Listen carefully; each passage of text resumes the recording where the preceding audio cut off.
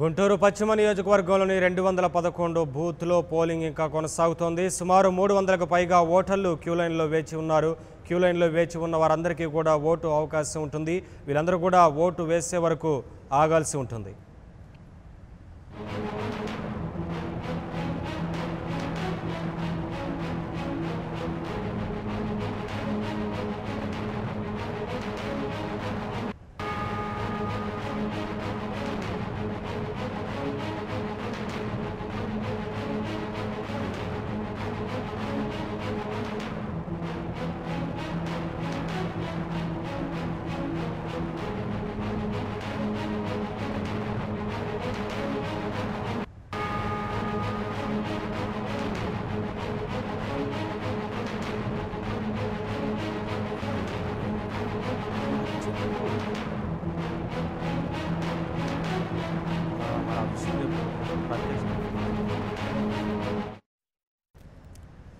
గుంటూరు పశ్చిమ నియోజకవర్గంలోని 211వ నంబర్ బూత్లో పోలింగ్ ఇంకా కొనసాగుతుంది. సుమారు 300కు పైగా ఓటర్లు క్యూ లైన్లో వేచి ఉన్నారు. ప్రస్తుతం గుంటూరు పశ్చిమ నియోజకవర్గంలోని 211వ బూత్ నంబర్ వద్ద నుంచి మా కరెస్పాండెంట్ రాజేంద్ర లైవ్ ద్వారా అందిస్తారు మరిన్ని వివరాలు. రాజేంద్ర, ప్రస్తుతం అక్కడ పరిస్థితి ఎలా ఉంది? 300కు పైగా ఓటర్లు ఇంకా క్యూ లైన్లో వేచి ఉన్నట్లుగా తెలుస్తోంది కదా, అధికారులు ఏం చెప్తున్నారు? ఇంకా ఎంత సమయం పట్టే అవకాశం ఉంటుంది వీరందరూ ఓటు వేయడానికి?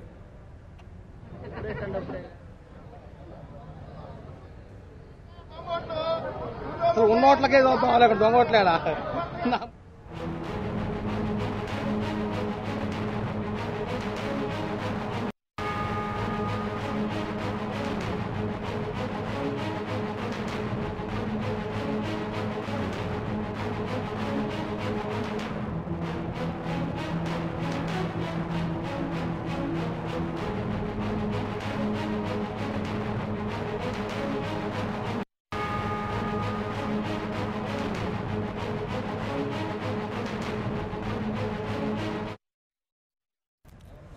గుంటూరు పశ్చిమ నియోజకవర్గంలోని 211వ బూత్లో పోలింగ్ ఇంకా కొనసాగుతుంది. సుమారు 300కు పైగా ఓటర్లు క్యూ లైన్లో వేచినట్లుగా తెలుస్తోంది. ఇక గుంటూరు పశ్చిమ నియోజకవర్గంలోని 211 నంబర్ బూత్ వద్ద నుంచి మా కరెస్పాండెంట్ రాజేంద్ర లైవ్ ద్వారా మరిన్ని వివరాలు అందిస్తారు.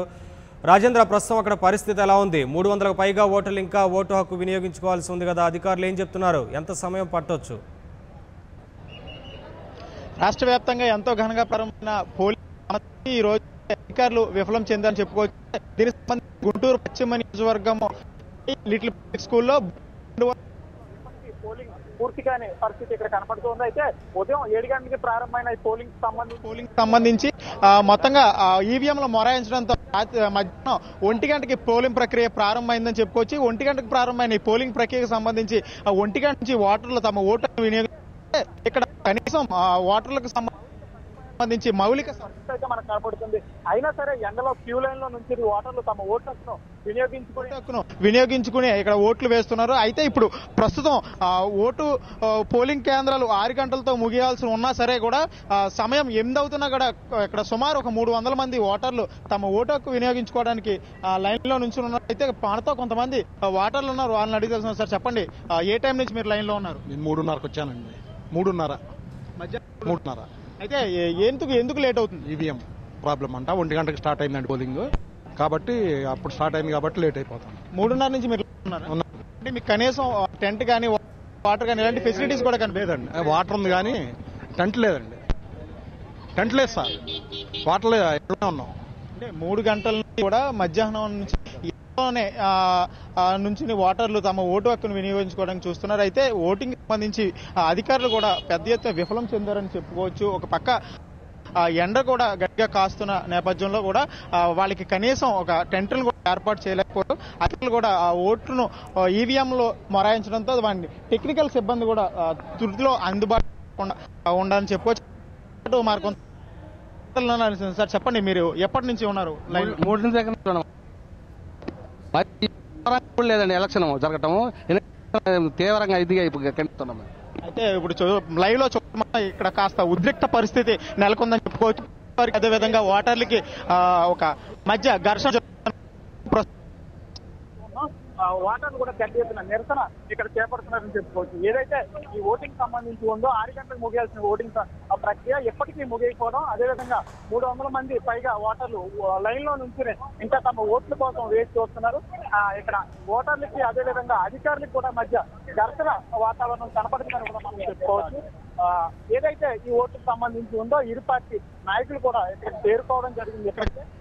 ఇప్పటికే కనీసం అధికారులు వారికి మౌలిక సదుపాయాలు కూడా ఇక్కడే కాదు, గుంటూరులో కూడా చోట్ల ఈవీఎంలు మొరాయించడం ఉదయం 6 గంటలకు